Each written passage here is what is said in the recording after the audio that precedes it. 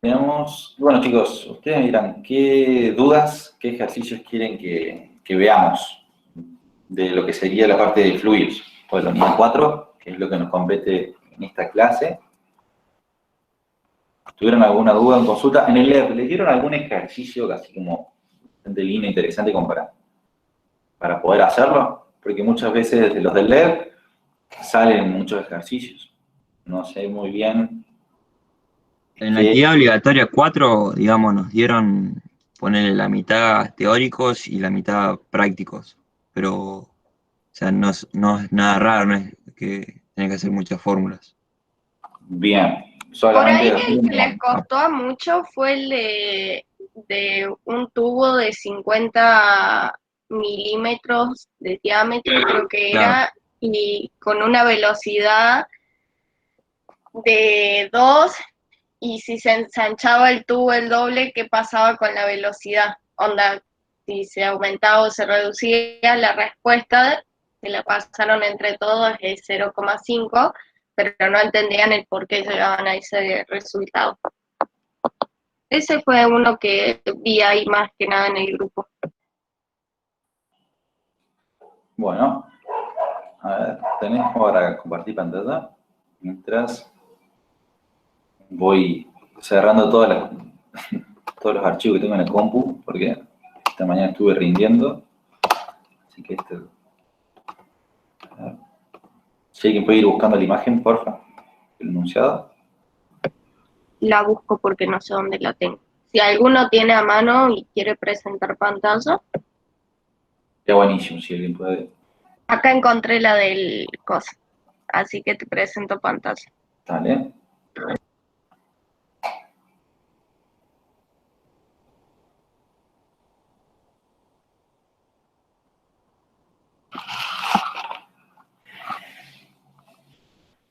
Ahí se ve, ¿verdad? ¿Sí? Dale más. Ok, es este el ejercicio. Para que... ahí. La respuesta es 0,5. Dale. No sé si lo pudiste sacar captura. Ludmi también lo escribió, lo transcribió. Buenísimo, Ludmi. Ah, joya.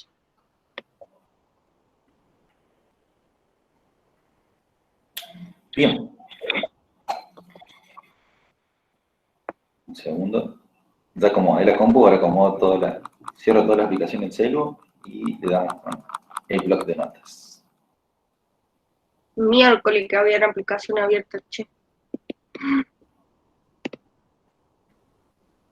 Bueno, tengo la manía de nunca cerrar las aplicaciones. Ese es otro de mis toques. Ahí estamos, en la pantalla, pero en nota, vamos, horizontal.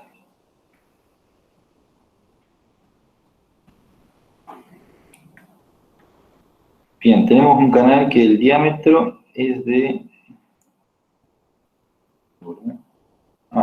de que me olvidé. Las notificaciones, no molesta. Activamos la WhatsApp y las de Instagram.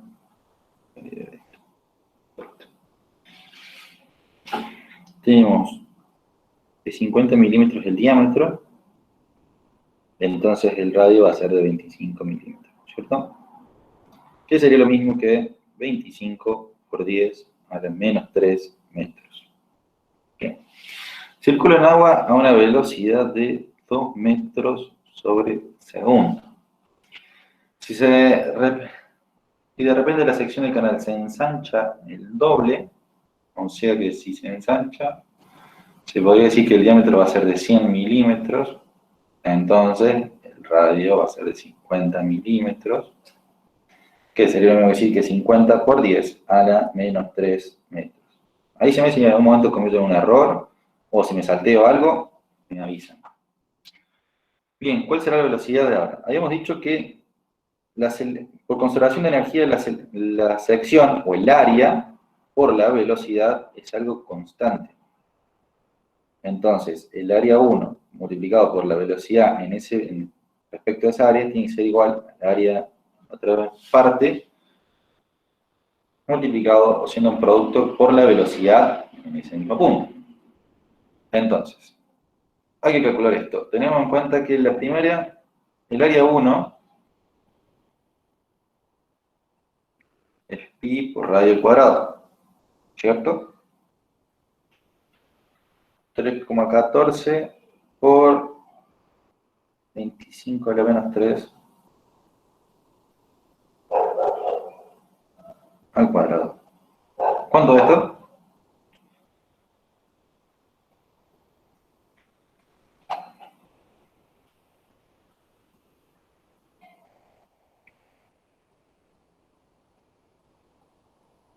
Fíjense que la calculadora no está en radianes, ¿no? Las dudas. Ah, claro.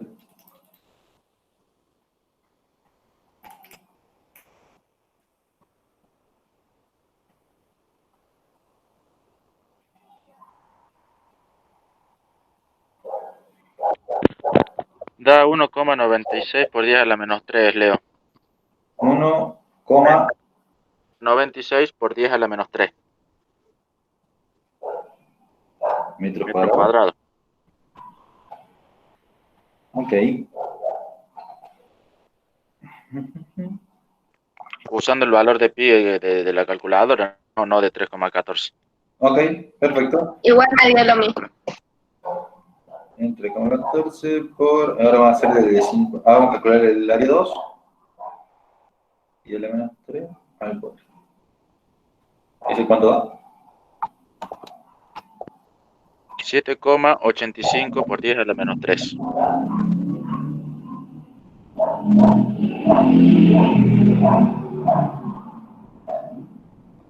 ¿Está bien? Sí. Bien. Entonces, habíamos dicho que área por velocidad es algo constante. Entonces, primer área era de 1,96 por 10 a la menos 3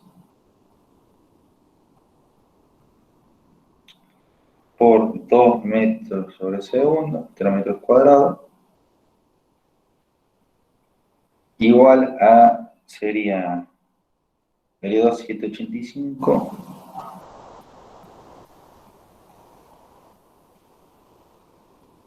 y a la menos 3 por la velocidad en 2, que es lo que queremos calcular. Esto multiplicado por 2, ¿cuánto da? ¿Cuánto da esto? 1,96 por 10 a la menos 3 por 2. 3,92 por 10 a la menos 3.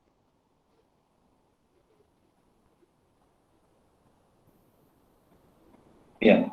Metro cúbico segundo. Bien, esto es metro cuadrado. Esto dividido, correcto, y 7,85 por 10 a la menos 3 metros cuadrados. Esto se va con esto y queda esta unidad. ¿Cuánto da? 0,5 metros sobre segundo. Velocidad en 2. Bien, ¿alguna duda? ¿Eso es lo que tiene que dar según el LED? ¿Me confirman eso? Sí. Bien. Ok. Entonces, es algo interesante a ver, porque si se dan como dijimos que si aumentaba la como área por velocidad, es un valor constante, entonces, cuando el área aumente en un punto, su velocidad en ese punto se tiene que disminuir. Y si el área disminuye, la velocidad aumenta. Entonces, y va a aumentar,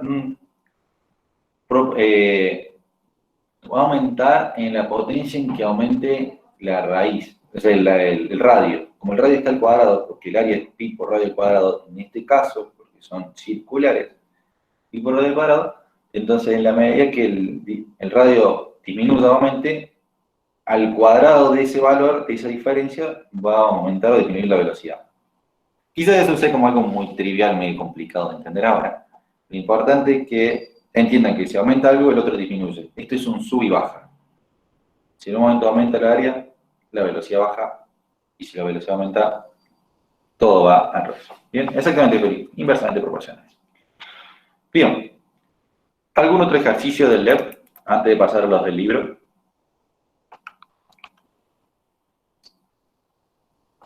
Habla ahora, casi para siempre.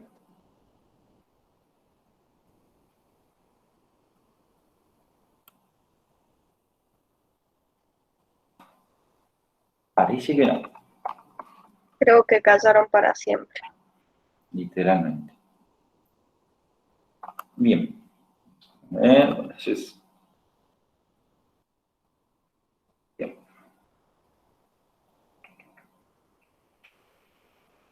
Vamos entonces a ver el tema de los ejercicios. Me decían de la página 20, ¿no es cierto? 120, que decía Brisa. Vamos a ver. ¿Qué ejercicio tenemos?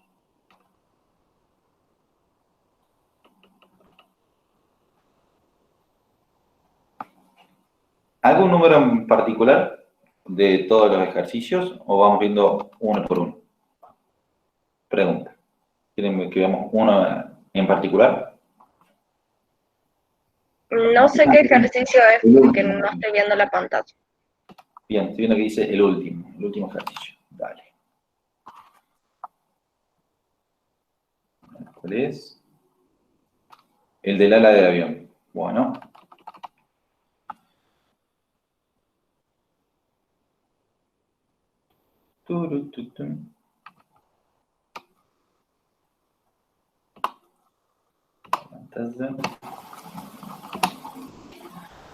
Bien, supongo que debe ser este. Dice, un pequeño avión de 3 toneladas de masa vuela en el aire con una densidad de 1,15 kilogramos por metro cuadrado.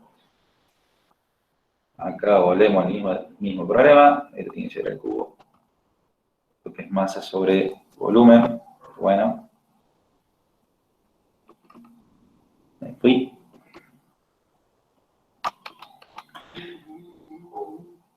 Está. Bien, el aire pasa por la superficie superior e inferior a las alas a 160 metros segundo y abajo a 130. En la figura 426 ilustra sobre el problema que acabamos de mencionar. Considere que para la aceleración de la gravedad el valor de 9,8 metros segundo cuadrado. Suponiendo que la presión por debajo del ala es de 75,10 pascales, calcule la presión por encima del ala. Determina el área mínima de la ala necesaria para que la fuerza neta resultante entre la fuerza hacia arriba que actúa sobre la parte inferior del ala y la parte de hacia abajo que actúa sobre la parte superior del avión, sea menos igual o peso del avión. Bien. Encontrar cuál sería entonces la superficie mínima y necesaria para hacer ese cálculo. Vamos.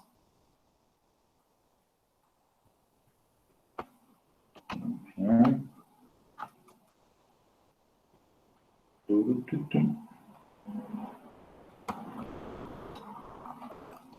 ¿Dónde dejé el lapicito?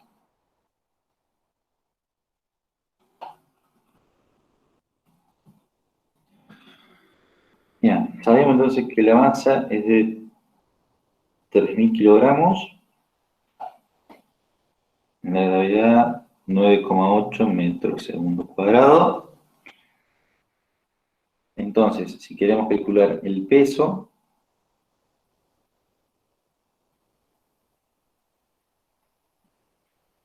¿cuánto daría el peso?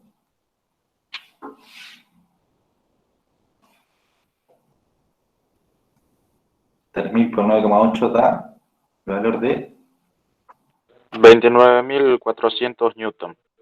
Gracias.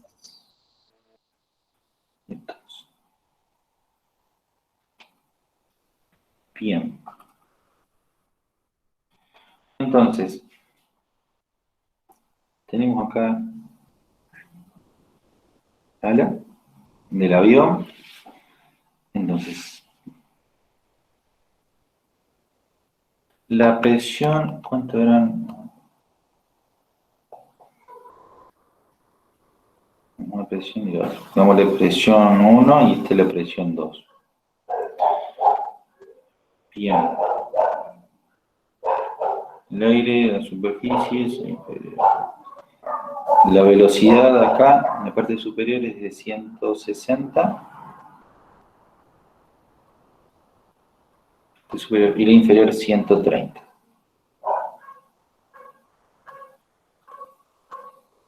Entonces, segundo. Tenemos dos presiones. Y además tenemos lo que sería el peso del avión y para arriba tendríamos el empuje de las alas. Ok. Sabemos que la presión por debajo de las alas, o sea, esta es la presión 2, es de 75.100 pascales. Y tenemos también que presión es fuerza sobre área.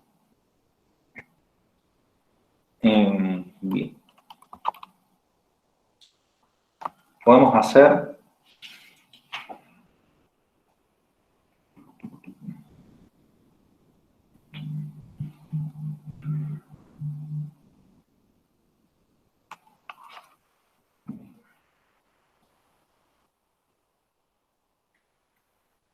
me falta un dato. ¿Cuál es? Ah, la densidad del aire. Ese era el dato que me faltaba. Densidad del aire 1,15 kilogramos metro cúbico. Ahora sí.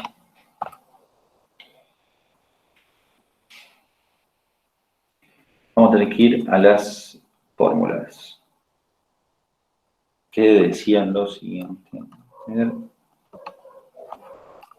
El de que relaciona la presión con la densidad.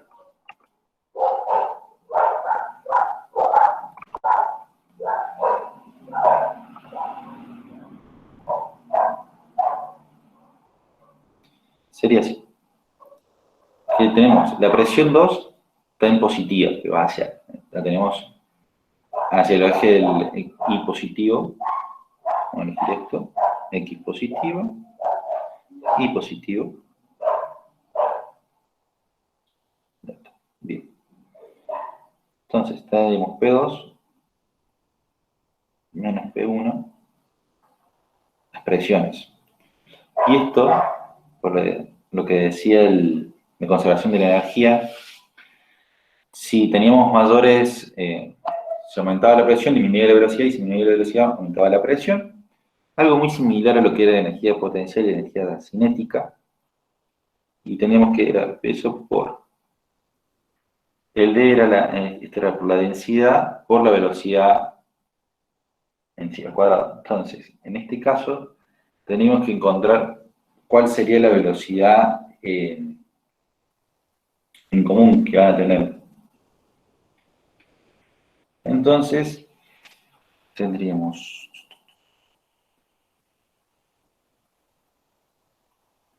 velocidad superior al cuadrado menos la velocidad inferior al cuadrado. La diferencia de las velocidades. Recuerda que esto estaba en la hoja dentro del teórico. Es lo que estuvimos viendo en la otra clase, esta fórmula. La presión 1 es lo que nos están pidiendo, lo que están preguntando. Entonces, lo que vamos a hacer es la presión 2, esto que está sumando pasa restando y esto pasa para el otro lado en positivo. La presión 2 era 75,100 pascales. 75.100 pascales menos medio por la densidad era 1,15 kilogramo metro cúbico por la velocidad. La velocidad superior era 160 y la inferior 130.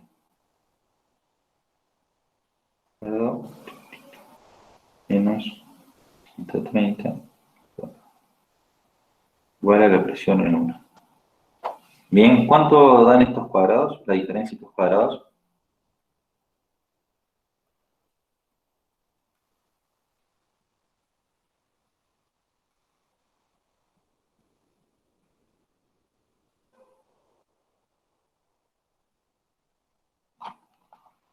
Tuki, tuki, tuki.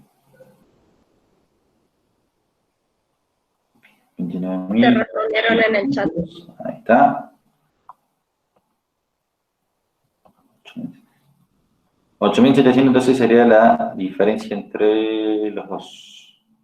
¿Vale?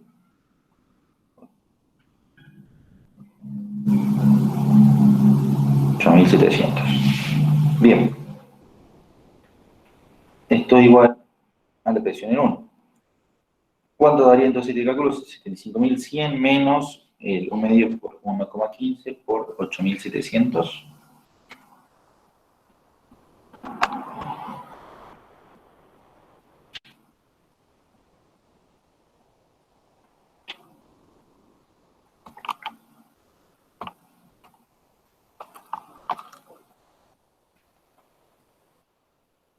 Para aquellos que tienen dudas sobre de dónde salió esta fórmula está en la página 115.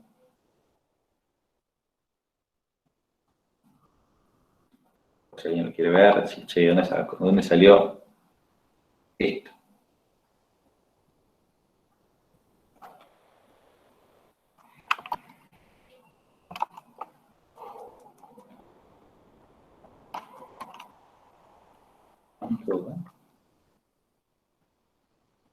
Ah, queda bestial ese número.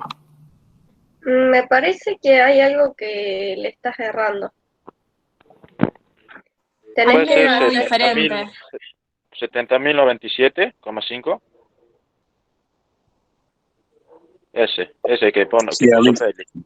a mí también me da igual. 97,5 pascales igual a la expresión en 1. Listo. Ahora sí.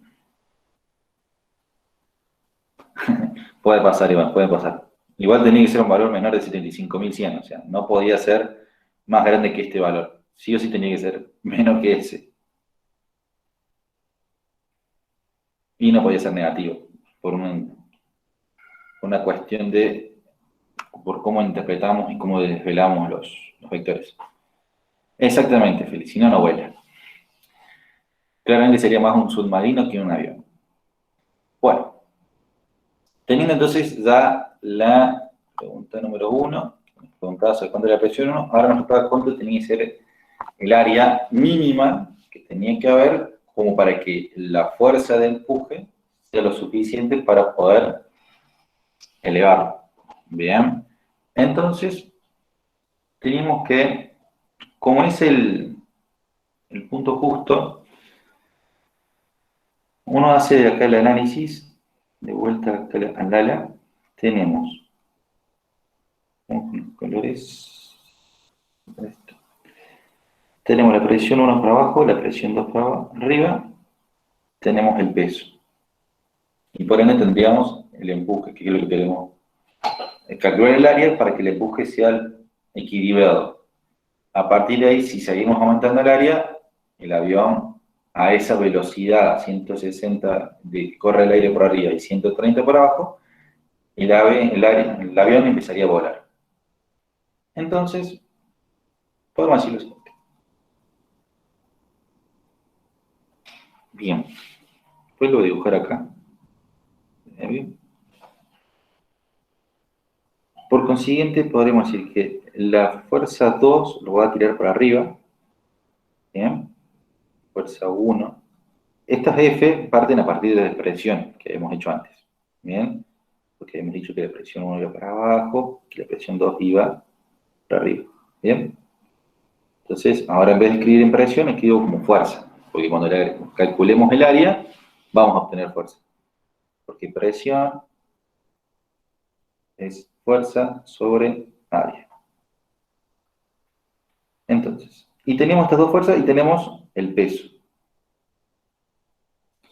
Entonces, lo que podríamos calcular es que la F2 va a ser igual a la sumatoria de F1 más el peso. ¿Bien? Porque como estamos calculando en el punto exacto, en el límite, todavía sigue en equilibrio. O sea, no se está acelerando para arriba ni para abajo. O sea, estamos diciendo que la sumatoria de fuerzas en I es igual a 0. Entonces sería F menos F1 menos el peso más F2 igualado a 0. Lo despejamos y obtenemos esto, que F2 igual a F1 por el peso. Bien. Lo que tenemos que calcular entonces es cómo tenemos las F. Tenemos los 75.100 pascales por el área que tiene que tener el área, el ala. Esos 75.100 eran del P2, o sea, de la fuerza 2. Bien. Este valor que lo tenemos acá, F1 lo vamos a pasar de este lado, lo vamos a dejar de este lado restando. Por una conveniencia matemática. Ahí les muestro. El valor era 70.105,5 pascales por el área, igualado al peso. El peso dijimos que era de, acá está, 29.400 newtons. ¿Vemos?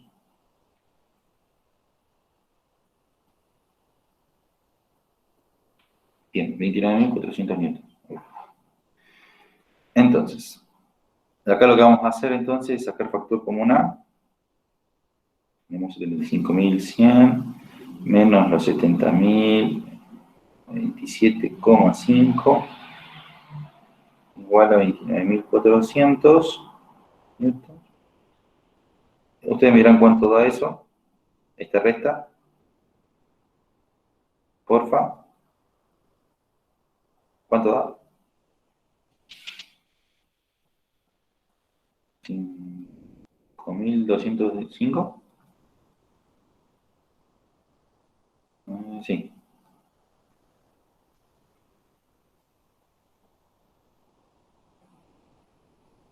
.5. Entonces, ¿cuánto da esa división?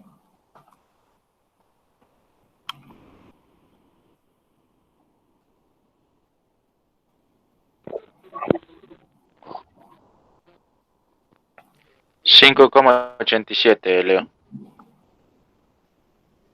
5, cuadrados.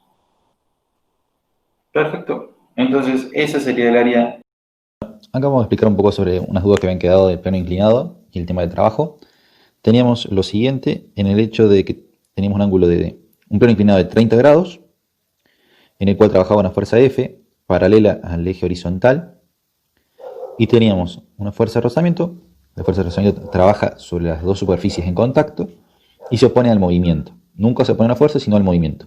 Y como el ejercicio planteaba que el cuerpo estaba ascendiendo y se estaba acelerando hacia arriba del plano inclinado, entonces el movimiento iba hacia la izquierda y la fuerza de rozamiento, por ende, al oponerse, va a la derecha. Teníamos la fuerza peso, que se podía descomponer en PI y en PX. La fuerza F también se podía descomponer en PI y en PX. Y la normal, por lo tanto, por la tercera ley de Newton, acción y reacción, teníamos que era la reacción que hacía el plano inclinado tras las fuerzas, en este caso, del componente PI y la componente FI. Habíamos obtenido estos distintos valores. O sea, teníamos el coeficiente de rozamiento, habíamos podido calcular el valor del peso, por ende sabemos cuánto era el componente en X y en Y. Teníamos el valor de la fuerza, lo pudimos obtener. Teníamos el valor de la normal. A través de una ecuación MRV pudimos obtener el valor de la distancia, 61,25 metros. Es lo que iba a recorrer el cuerpo tras 7 segundos de estar movilizándose. Y a partir de ahí teníamos calcular la fuerza de rozamiento. Y teníamos el concepto de que el trabajo es fuerza por distancia por el coseno del ángulo. Entonces, por ejemplo, la fuerza F, la que tenemos acá en color naranja, tenemos que tiene un ángulo de 30 grados. El movimiento es lo que vemos en la flecha violeta. Por lo tanto, sería F por la distancia, que es 61,25, por el coseno de 30 grados. Realizamos el cálculo y obtenemos este valor, 22.300, y que me confundí, 312,61 joules. Me cometí el error de ponerle newtons.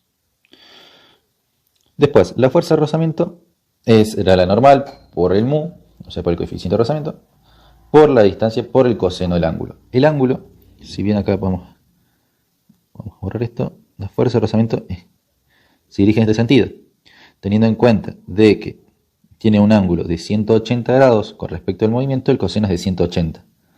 Por lo tanto, el trabajo de la fuerza de rozamiento es, tenemos fuerza de rozamiento, esta es la distancia y esto es el coseno del ángulo. Esto va a ser menos 1. Entonces esto nos va a estar dando un valor de menos 504,01 joules. Acá tendríamos los dos valores. Ahora, ¿cuál sería la fuerza resultante? Si volvemos a dibujar, acá teníamos, esta era la fuerza F, acá tenemos la fuerza peso, para dar la fuerza rozamiento, para arriba la normal. Uno siempre lo entiende como que la fuerza resultante es la sumatoria de todas las fuerzas.